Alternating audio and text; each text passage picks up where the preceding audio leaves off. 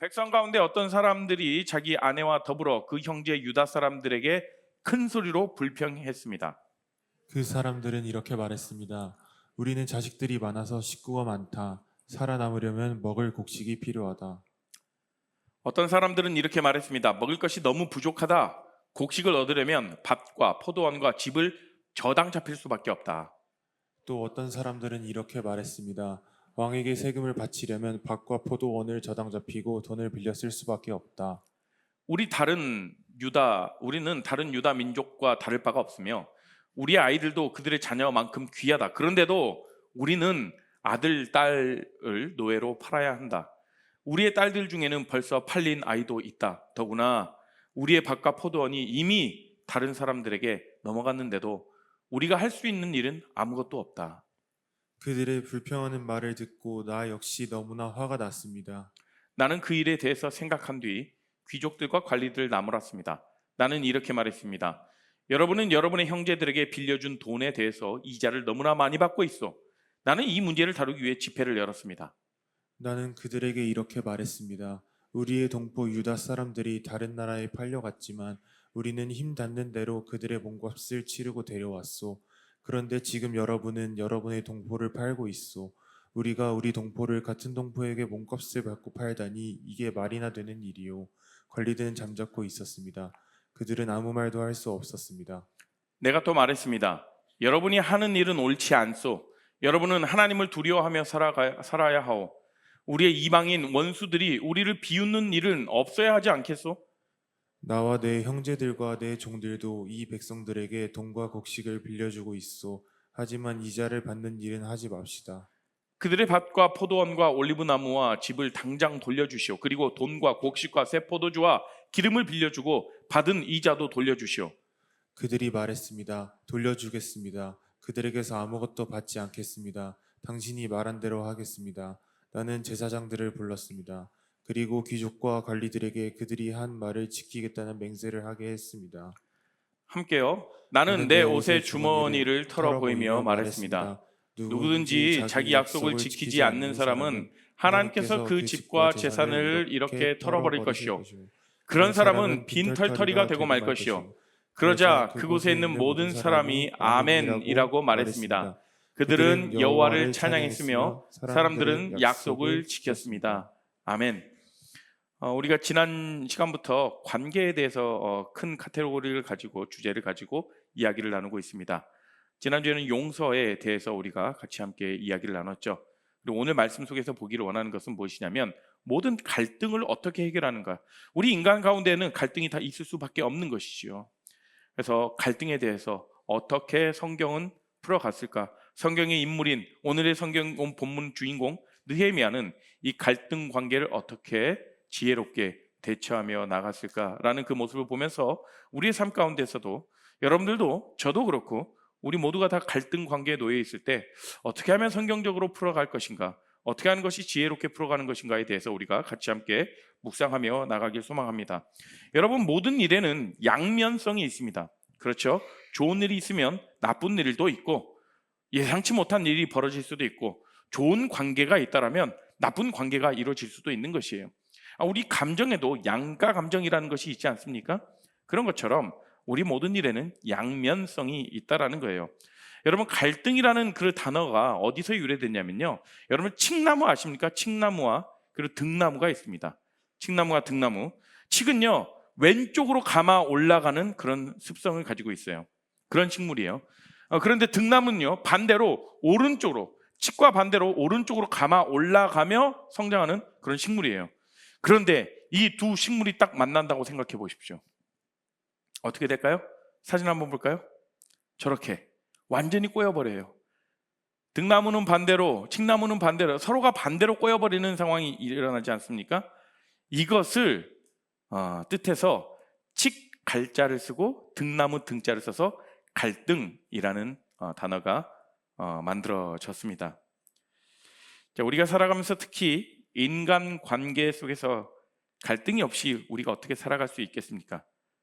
여기 계신 모든 분들이, 저를 포함해서 모든 분들이 갈등 관계를 경험해 봤으리라 생각합니다. 자, 우리가 읽은 오늘 본문 느헤미야 5장은요 느헤미야가 이제 성벽을 재건하면서 있었던 일들을 기록한 내용들이에요. 자, 느헤미야가 성벽을 재건하면서 그 성벽 재건을 시작하면서 얼마나 기뻤겠습니까? 다 무너진 그런 자신의 황폐해진 고국으로 다시 귀국했을 때 다시금 성벽을 완공하면서 성벽을 재건하면서 다시금 굳건하게 서갈 자신들의 나라를 생각하니 정말 마음에 벅찼을 거예요. 그토록 바라던 일이 이루어지고 있습니다. 그러면 이제는 불행 끝, 행복 시작, 이러한 일들이 펼쳐져야 하겠죠. 그렇지만 막상 뚜껑을 열고 보니까 그 안에는 우리가 알지 못하는 수많은 슬픔의 이야기들이 기록되어 있다라는 것이죠. 자, 오늘 본문을 읽어서 아시겠지만 그 슬픔의 이야기는 이렇습니다. 먹고 살기 위해서 내 사랑하는 자식들을 몸종으로 팔아야 하는, 노예로 팔아야 하는 그런 부모의 타들어가는 심정, 여러분 얼마나 슬픈 이야기입니까? 당장 내가 먹을 것이 없어서 내가 굶어 죽게 생겨서 우리 자녀를, 내 자식을 저 옆집에 노예로 팔아야 하는 그 심정을 말입니다. 오늘 느헤미야가 이런 환경 가운데에서, 이런 현실 속에서 어떻게 성벽을 끝까지 완공했고 하나님의 공동체를 세워갔는지 발견하는 시간이 되었으면 좋겠습니다. 자, 우리의 공동체의 모습을 보면 지난주 토요일 날 우리가 연탄 나눔 봉사를 했습니다. 그렇죠? 사역팀들의 또 아름다운 섬김, 그리고 리더들의 헌신을 통해서 우리 공동체가 정말 참 아름답게 지어지고 가고 있지 않습니까? 하지만 그 겉모습만 봐서는 우리 지구촌교회 레알 공동체 청년 일부 건강하게 잘 서가고 있구나. 하지만 이 내면에는 보면 그 안에는 수많은 이야기들이 있다라는 거죠. 기쁜 이야기, 좋은 이야기, 행복한 이야기만 있겠습니까? 아니요. 그 가운데서는 관계가 깨어지고, 누구는 상처받고, 누구는 힘들고, 누구는 시험당하고, 이러한 여러 가지 일들이 있다라는 것이죠. 그 풍성한 이면에는 수많은 이야기들이 있지 않겠습니까? 안타깝고 슬픈 이야기들도 많이 있을 것이고, 그 안에 많은 갈등의 이야기들이 있으리라 봅니다. 그러나 그런 모든 상황 가운데서도 어떻게 우리가 하나님의 공동체를 잘 일구어 나갈 수 있는가, 이 답을 오늘 말씀 속 느헤미야가 우리들에게 잘 제시해 주고 있습니다. 1절 같이 읽어볼까요? 1절을 개역 개정 버전으로 한번 읽어봅니다. 시작. 그때에 백성들이 그들의 아내와 함께 크게 부르짖어 그들의 형제인 유다 사람들을 원망하는데, 자 보십시오. 이제 성벽 재건이 시작되었습니다. 좋은 일들이 일어날 것 같아요. 그런데 오늘 뭐라고 얘기해요? 그때는 뭡니까? 성벽 재건을 하려던 차에, 이제 국가가 다시 회복되려던 그 찰나에 백성들이 부르짖는 거예요. 아내와 함께 같이 부르짖습니다. 그들의 형제인 누구요? 유다 사람들을 원망하는 거예요. 다른 이방 나라 사람들, 우리를 압제하는 저 페르시아 제국을 위해서 손가락질하는 게 아니라 그들의 형제인 유다 사람들을 원망하기 시작했습니다. 도대체 어떤 일이 일어났길래? 생각해 보세요. 이제 우리나라가 이제 굳건히 서 가고 있고 성벽도 이제 하나하나씩 서 나가고 있으니까 이제 우리를 적으로부터 보호해줄 성벽이 재건되고 있구나. 이제 포로의 신분에서 자유를 가지고 내 국가에 와서 내가 이렇게 잘 살아갈 수 있겠구나. 자, 성벽은 이제 점점 쌓아 올라가 있고 절반 정도 쌓아 올라가고 있는 상황이었습니다.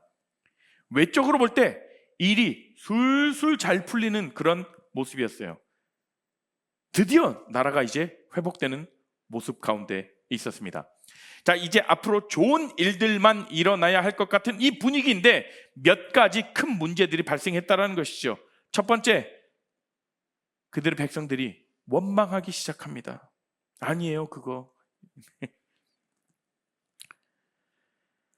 그 문제는 뭐냐면 내적인 문제들이에요. 내적인 문제. 외적인 것으로 봤을 때는 전혀 문제가 없을 것 같아요. 나라가 건강하게 서가고 있습니다. 그러나 내적인 문제들을 살펴보기 전에 이스라엘의 그때 당시의 배경을 우리가 좀 이해할 필요가 있어요. 자, 이스라엘은 이렇습니다. 바벨론에 의해 멸망하고 백성들은 두 부류로 나눠지죠.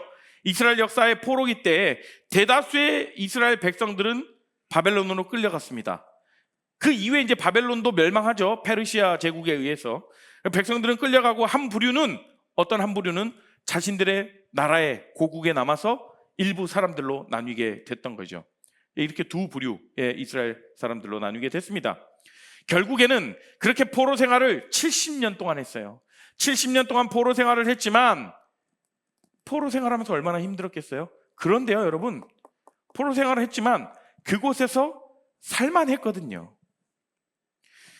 세계의 강대국인 바벨론, 그리고 그 이후에 페르시아가 정권을 지배하고, 페르시아 바사제국이라고 합니다. 네, 성경에 나오는 그 세계 강대국 가운데서 살아갈 때에 좋은 시설, 기가 막힌 그런 환경 속에서 살아가고 있었죠. 그러니까 그래도 생계에 대한 걱정은 하지 않아도 됐던 시기, 그게 바로 포로 생활이었습니다. 그런데 또 다른 부류의 백성들도 있었죠. 다 무너지고 황폐한 땅이 되어버린 그 이스라엘의 남은 자들은요, 그들은요 당장 먹고 사는 문제가 그들의 현실에 떡하니 서 있었다라는 거예요. 자, 이제 바벨론 포로에서 이제 귀국으로 돌아오는 일들이 있었죠. 그래서 이제 고국으로 돌아와서 하나가 되었습니다. 무너진 성벽을 하나하나 쌓아 나가면서 다시 나라를 재건하려는 모습 가운데 또다시 두 부류로 나뉘어집니다. 이방 나라의 압제에 의해서 두 부류로 나눠진 것 얼마나 마음이 아픕니까? 근데 하나님의 은혜로 한 민족이 다시 뭉치게 됐습니다. 근데 그 안에서 두 부류로 또 나뉘어지는 거예요. 생계를 놓고 걱정해야 하고, 먹고 살기 위해서 자신들의 재산을 다 팔아 넘기고, 심지어 자기 자식들마저도 노예로 팔아야만 하는 부류 한 부류가 있었고요. 또 한 부류는요, 누구는 돈을 빌려주고 그에 대한 이자로 이익을 보고 먹고 사는 문제를 걱정할 필요가 없는 그런 부류의 사람들, 바로 포로 생활하다 돌아온 자들, 그리고 유대 지도자들, 지도층들, 권력이 있는 자들이었던 것이죠. 같은 민족끼리 누구는 이익을 보고 누구는 계속 힘들어하는 그런 상황들이 발생한 겁니다. 자, 외적으로 볼 때는 나라가 서가고 있고 성벽들이 다시 재건되는 그런 모습이었죠. 하지만 내부적으로 살펴보십시오. 내부적으로는 서로의 빈부격차로 인해서 갈등의 문제가 터져버린 그런 이스라엘의 모습입니다. 아무리 성벽이 다 완성된다 한들 무슨 소용이 있겠습니까, 여러분? 한민족이라는 그런 공동체 의식이 완전히 다 무너져버린 그런 이 시대의 사람들, 자기 이익만 챙기려고 하는 이기심에 가득 차 있는 사람들, 그런 공동체는요 언제 다시 무너질지 모르는 것이에요. 자, 이들의 문제점은요 오늘날 우리 사회의 문제점과 굉장히 유사한 부분들이 있어요. 이들의 문제점은 오늘 본문이 하나하나씩 얘기하고 있는데요, 이들의 문제점 첫 번째 뭐냐면 기본적인 생계의 위협을 받았다라는 거예요. 여러분, 뭐 어떤 꿈을 위해 사는 것도 아니에요. 인생의 큰 목표와 어떤 비전이 있어서 사는 것도 아니었습니다. 생존을 위한 몸부림, 그런 인생은 참 비참해질 수밖에 없죠. 자, 두 번째, 흉년으로 인해 채무를 질 수밖에 없었다라는 거예요. 그 시기는 농경사회였죠. 수확만 잘 되면 자급자족을 할 수 있는 그런 시대였어요. 그러나 흉년의 시대에는, 기근에는요 어때요? 저장해 놓은 곡식이 하나도 없기 때문에 창고에 식량이 많이 저장된 부유층에게 빚을 질 수밖에 없는 그런 상황이었다는 거죠. 여러분, 이러한 현실이 이 청년의 때는요 피부로 확 와닿지 않을 수도 있거든요. 여러분 부모님께 한번 여쭤보세요. 경기가 너무 어려운 그런 시점입니다. 참 어려워요. 특별히 우리가 지난주에는 연탄 나눔 봉사를 하고 다녀왔잖아요. 거기서도 여러분 직접 보지 않았습니까? 먹고 사는 문제로 한 끼 해결하기 위해서 긴 줄을 서 있는 사람들을 여러분들 보고 오지 않았습니까? 어떤 청년들은요 연탄이란 걸 생전 처음 만져보는 청년들도 많았어요. 아직까지 그런 연탄을 떼면서 살아가는 우리 주변에 이웃들이 있다고요. 횡단보도 하나 건너면 높이 서 있는 빌딩과 고급 쇼핑몰들이 즐비한 가운데 한 곳에서는 생계의 위협을 받으며 살아가는 사람들이 우리 이웃에 얼마나 많은지 우리가 생각해야 된다는 것이지요. 자, 또 그 이스라엘 백성 중에 어떤 문제가 있었냐면 세 번째, 페르시아 제국에 내야 하는 세금이 있었습니다. 곡식을 얻기 위해서만 빚을 지는 게 아니라 세금을 내기 위해 빚을 져야 하는 상황까지 가게 된 거예요. 자, 네 번째 문제, 자녀들을 그러기 위해서 종으로 팔아 넘겨야 했습니다. 왜? 당장 필요할 돈, 페르시아 제국에 바쳐야 할 세금, 먹고 살아야 될 문제 때문에 그 자식을 종으로 팔아야 되는 부모 심정은 어떻겠습니까? 다섯 번째, 사회 경제적으로 상위 계층이 고리대금업을 했다라는 거예요. 이자놀이를 했다라는 겁니다. 7절에 어떻게 됐냐면 이 사람들이 귀족들과 관리들이었다라고 기록하고 있어요. 귀족들과 민장들을 이렇게 얘기하고 있죠. 말하자면 정책을 세우고 백성들을 위해서 봉사해야 하는 사람들이 가난한 백성들을 그들의 없는 돈마저 긁어내려 했다라는 상황인 거죠. 자, 느헤미야는요, 성벽 재건이라는 하나님의 일을 하고 있는데 뜻하지 않은 이런 내부의 문제가 터져버린 겁니다. 하나님께서 부르신, 하나님께서 하라고 말씀하신 그 일을 하고 있는데 어려움이 생겨버렸죠. 자, 우리의 삶에서도 하나님께서 말씀하시고 하나님께서 우리에게 음성을 주신 것들, 우리에게 감동을 주셔서 순종함으로 나아갔는데 일이 막 터져버리는 그런 경우들도 있죠. 일이 막 꼬이고 그럴 때 우리는 어떻게 생각하죠? 아, 괜히 순종했나? 후회도 되기도 하고요. 아, 내가 하나님의 음성을 잘못 들었나? 의심하기도 합니다. 자, 그런데 우리가 하나님께 순종했기 때문에 문제가 터진 게 아니라, 잘못 순종해서 문제가 생긴 게 아니라 오히려 이 문제가 터진 게 잘 된 것이죠. 왜냐? 백성들의 경제적인 어려움, 부의 불공평한 그런 분배 문제가 느헤미야 성벽 재건 때문에 일어난 일이 아니라는 거예요. 오히려 이 성벽 재건을 하는 그 공사를 하다가 드러나게 된 겁니다. 여러분 생각해 보세요. 정기검진을 받았어요. 건강검진. 정기건강검진을 갔는데 암이 발견됐다고 해보세요. 그때 의사가 말하죠. 정말 행운입니다, 선생님. 아니, 암이 발견됐는데 왜 행운입니까? 왜냐하면 이 암은 수술해서 제거 가능한 암이기 때문에 그렇습니다. 그런데 이걸 발견하지 못하고 계속 놔뒀더라면 어땠을까요? 이 암이 자라서 수술도 못할 뿐더러 온몸에 다 퍼져버릴 수 있는데, 이걸 초기에 이 문제가 드러난다는 것, 발견됐다는 것은 오히려 축복 아니겠습니까? 이스라엘 공동체가 이제 새로운 다시 한번 회복의 공동체로서 다시금 그 나라가 굳건해서 나가는 그 시점 앞에서 그 문제들을 밝혀내주신 거예요. 반드시 하나님께서는 새로운 하나의 공동체로, 믿음의 공동체로 가기 위해서 이 문제를 풀어야만 하셨던 것이죠. 우리 공동체 내에서 사역을 하다가 사람들과의 관계를 맺다가 또 여러분의 개인적인 어떤 삶에서도 무엇인가 갈등의 문제가 드러나고 그런 어떤 이슈들이 발견됐다라면 그에 대한 어떤 슬픔과 고민과 걱정, 두려움보다는 좀 다른 시선으로 바라보셨으면 좋겠습니다. 우리 안에 모르고 있던 그 암덩어리가 우리 공동체 안에 있던 것이 빨리 드러난 것이에요. 그래서 그걸 제거하게 해주죠. 그 과정 가운데 우리는 성숙해지고 단단해지고 성장하게 되는 것입니다. 자, 여러분, 느헤미야는요, 예루살렘에 온 지 얼마 되지 않았어요. 그래서 성벽 공사에 총력을 다하고 있었던 시기였습니다. 그렇기 때문에 백성들의 실질적인 이러한 삶에 대해서는 제대로 파악을 하지 못하고 있었죠. 어쨌든 이 일이 드러난 이상 느헤미야는 반드시 그 문제를 해결해야만 했습니다. 여러분, 우리 안에서도요, 우리 공동체 안에서도 사역적으로 또 관계적으로 갈등이 일어나고 삶에 문제가 생길 때 그냥 덮어두고 넘어가려고 하는 그런 모습들이 있지는 않습니까? 굳이 그렇게 긁어부스럼 만들 필요가 있나? 나만 참으면 되는데, 나만 못 본 채 하면 되는데,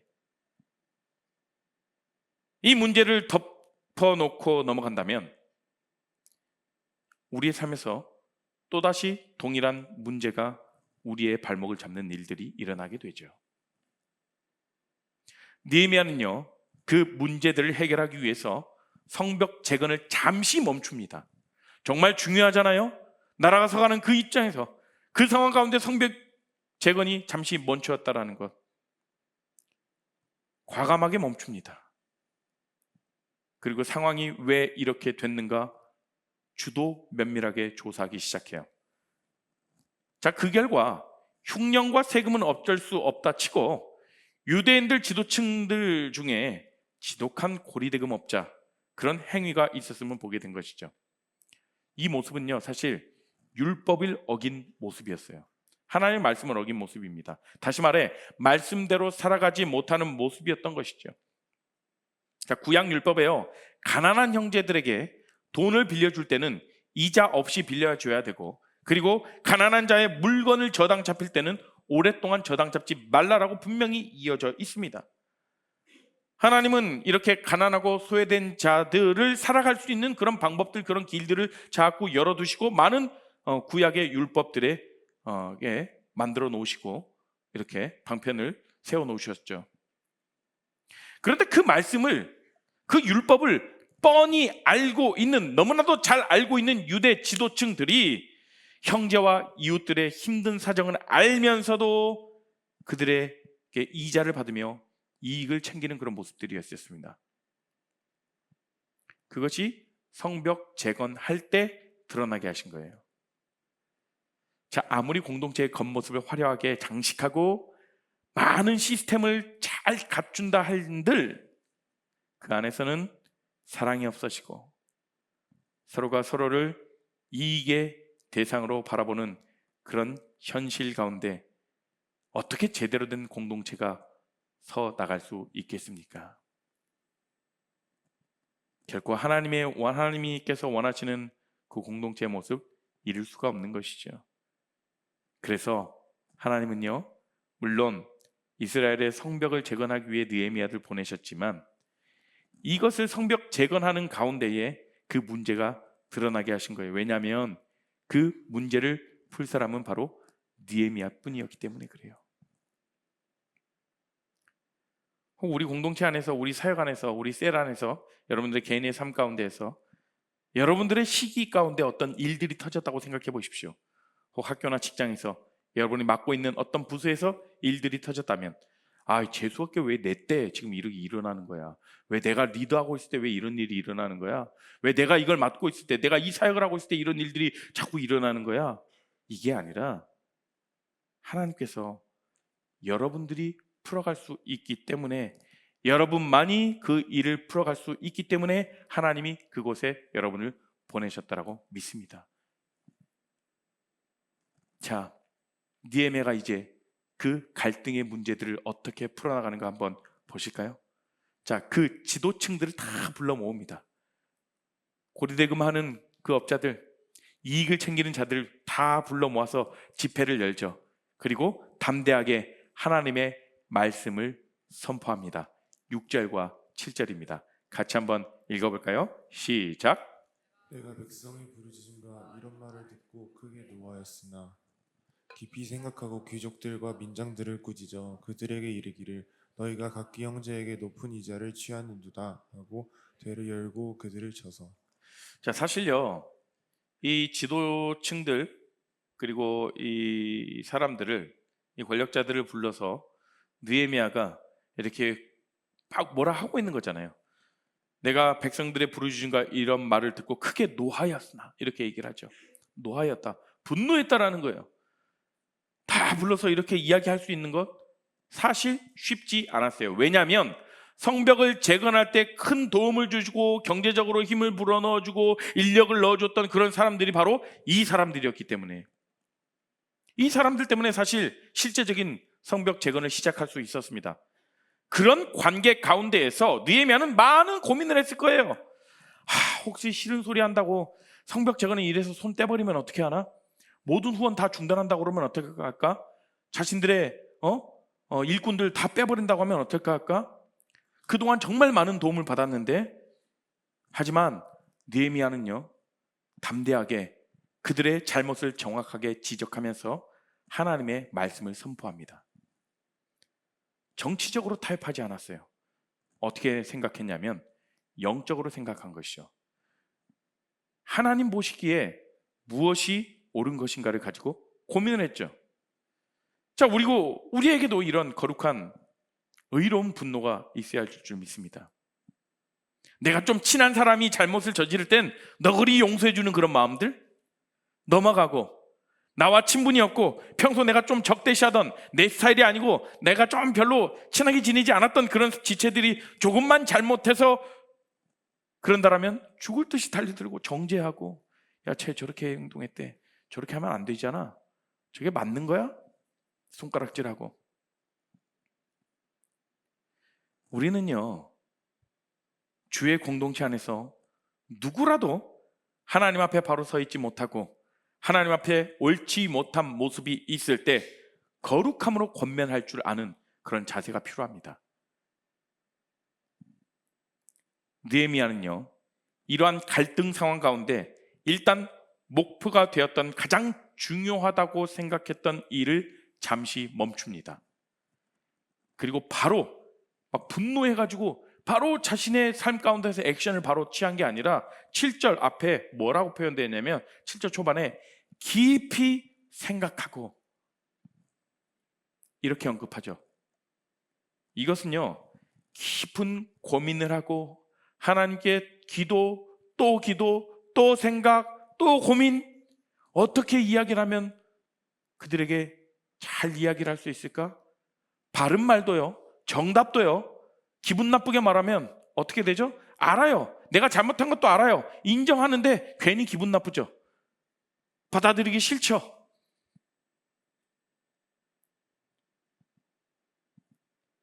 그래서 우리 가운데에서도요, 그것을 어떤 말을 좀 권면을 하거나 우리 지체들 중에 잘못된 부분을 조금 이런 부분을 권면하고 이야기를 해줄 땐 정말 우리가 깊이 생각해 봐야 됩니다. 여러 가지 큰 상황을 놓고 그리고 기도하면서 하나님께 지혜를 구하면서 말할 지혜를 허락하시고 입술의 권세를 주셔서 하나님, 상대방이 마음 상하지 않게 잘 받아들일 수 있도록 또 그런 기회를 열어주시도록 기도하면서 생각하고 깊이 그렇게 묵상 가운데 나간 뒤에 그리고 어렵게 이야기를 해야 되는 것이죠. 오늘 느헤미야는 그렇게 얘기했습니다. 화가 나서 그게 아니라 6절에 이야기를 하죠. 이런 말을 듣고 크게 노하였으나 깊이 생각하고. 우리는 어때요? 갈등 관계에 있으면 누군가 내 욕을 했어. 당장 카톡 보내죠. 아니요, 카톡 보내다가 전화해. 나 뭐라 했다며 나한테. 아니면 내 친한 친구들과 야, 제가 날 이렇게 모함했다고 그러는데 맞아? 여러분들, 우리가 오늘 느헤미야가 갈등을 풀어갔던 그 모습을 한번 보시죠. 우리 삶에서도요, 이런 모습이 좀 필요합니다. 하나님께 지혜를 구하고 깊은 생각을 하는 것들, 우리도 그렇게 해야 되죠. 감정이 격해질 수 있도록, 또 우리가 사안이 급하면 급할수록 너무 직관적으로 판단하고 반응하지 말고 정말 기도하면서 그 사안을 잘 따져보면서 하나님의 지혜를 구하십시오. 제가 잘 못하는 영역인데요, 저부터가 그렇게 좀 회개하면서 하나님 앞에 기도하며 나아갈 것 같아요. 그래서 우리가 갈등의 문제가 우리 앞에 펼쳐질 때 그걸 자꾸 빨리 해결하려고 여러분 애쓰지 마십시오. 충분히 생각해보고 무엇보다 하나님께 무릎으로 나아가시길 부탁드립니다. 하나님, 이 문제를 풀어갈 지혜를 주십시오. 하나님, 이 문제를 풀어갈 해결책을 주십시오. 그리고 나서 움직여도 늦지 않다라는 거예요. 느헤미야가 그렇게 깊이 하나님께 기도하고 생각하면서 하나님의 말씀을 대언하기 시작할 때, 하나님의 말씀을 선포하기 시작할 때 어떤 일들이 벌어졌냐면 사람들에게 변화가 일어나기 시작했습니다. 현실을 바라보면 이 지도층들은요 다 느헤미야에게 등을 돌릴 것 같아 보였습니다. 하지만 하나님의 말씀을 선포하고 하나님의 지혜를 구하며 전했더니 사람들에게 변화가 보이기 시작했습니다.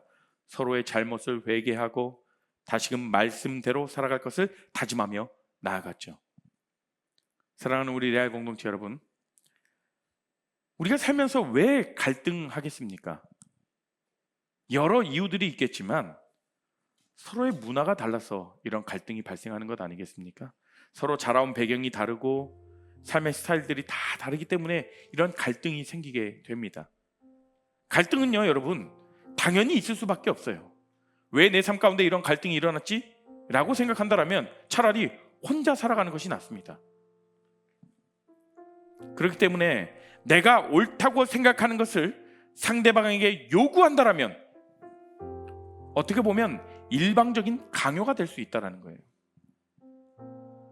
우리에게 요구할 수 있는 것은, 우리가 서로에게 요구할 수 있는 것은 딱 한 가지뿐입니다. 무엇입니까? 하나님의 말씀. 내가 생각하기에는 그게 아니라 하나님의 말씀은 이렇습니다. 하나님의 말씀에서는 이렇게 우리를 가르치고 있습니다 라고 시작해야죠. 하나님의 말씀은요 우리의 심령을 건들기 때문에 우리의 삶의 변화가 일어나는 것입니다. 백날 잔소리해봐라 그 사람 바뀝니까? 아니요, 안 바뀌어요. 하나님 말씀 앞에서 언젠가 내 존재가 대면할 때, 그리고 그 말씀이 내 마음에 파고들 때, 그때서야 우리는 변화를 경험하는 것 아니겠습니까? 오늘 말씀 속에서 느헤미야가 그 갈등을 어떻게 해결했습니까? 하나님의 말씀을 통해서. 이거 우리 잘못된 것 아닙니까? 구약 율법 레위기에서에 나왔던 이 하나님의 율법, 하나님의 말씀, 이대로 우리 살아가지 못하고 있습니다 라고 강력하게 하나님의 말씀을 선포했죠. 담대하게 선포했습니다. 하나님이 우리에게 이렇게 하라고 말씀하지 않으셨습니까? 그 다음에 어떤 일이 일어납니까? 사람들이 반응하기 시작했어요. 회개가 일어났습니다. 자신의 삶의 변화를 보였다는 것이죠. 그리고 그 말씀대로 살겠다라고 결단하는 일들이 이들 가운데 일어났습니다. 이때 모든 갈등이 풀어진다는 거예요. 어떻게 보면 지금 다 무너져 있는 그 이스라엘 국가 가운데서 가장 중요한 것은 빨리 나라를 재건하는 모습일 수도 있어요. 그렇지만 내적으로 봤을 때 더 필요한 것이 무엇입니까? 그 하나님이 세우신 사랑의 공동체 가운데 다시금 사랑이 회복되고 그 안에 서로를 바라보고 인정하고 존중하며, 그 갈등이 있을지라도 그것을 하나님의 말씀으로 잘 풀어가며 회복하는 모습이 반드시 필요했던 것이죠. 바로 이게 믿음의 공동체의 모습이고 그리스도인의 삶인 것입니다. 사랑하는 우리 레알 공동체 여러분, 우리 모두에게 저를 포함해서요 이러한 결단이 있길 바랍니다. 하나님 그렇습니다. 우리의 삶 가운데 수많은 갈등의 관계 가운데 놓여져 있고 수많은 문제 가운데 놓여져 있을 때 하나님 그것을 우리가 무엇을 풀려고 합니까? 하나님의 말씀으로 풀어가게 하시고 하나님의 말씀 앞에 먼저 우리가 무릎 꿇고 주의 음성에 귀 기울이는 우리가 되겠습니다라고 결정하며 다짐하는 우리 모든 레알 공동체 이번 한 주가 되었으면, 우리 인생이 되었으면 좋겠습니다.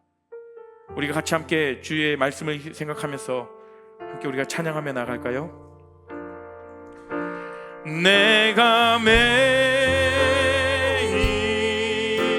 십자가 앞에 더 가까이 가오니 구세주의 흘린 봄의 비로소 나를 정케 하소서. 나를 정케 하소서. 주의 음성을 내가 들으니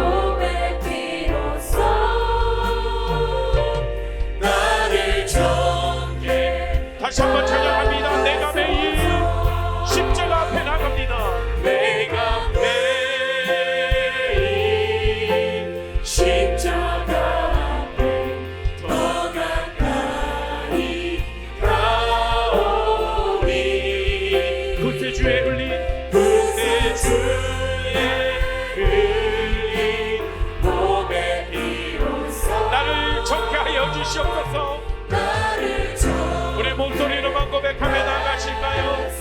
내가 매일 십자가 아멘. 더 가까이 가오니 두세 주의 흘린 몸의 피로써 나를 정케 하소서. 이 시간 우리가 함께 기도하며 나아가실까요? 하나님, 우리 삶 가운데 수많은 갈등 관계가 놓여져 있고 우리 삶 가운데에서 수많은 문제들이 우리 삶 가운데 놓여져 있습니다. 하나님, 그때마다 우리에게 풀어갈 힘을 주시고 하나님의 말씀을 의지하며 나아갈 때 우리에게 지혜를 주실 줄 믿습니다. 그 하나님의 말씀을 의지하며 하나님의 음성을 듣기를 결단하며 우리가 주께 고백하며 나아가실까요? 함께 기도합니다. 주님 아버지, 간절히 기도하며 나아갑니다. 하나님, 아버지의 말씀을 의지하며 나아갑니다. 하나님의 말씀을 우리가 선포하며 나아갑니다. 하나님, 우리 삶 가운데 많은 문제들과 아버지, 우리 관계 가운데 갈등이 있습니까? 사역 가운데 문제가 있습니까? 갈등 가운데 있습니까? 아버지, 정말 해준 아버지를 지혜를 허락하시고 아버지,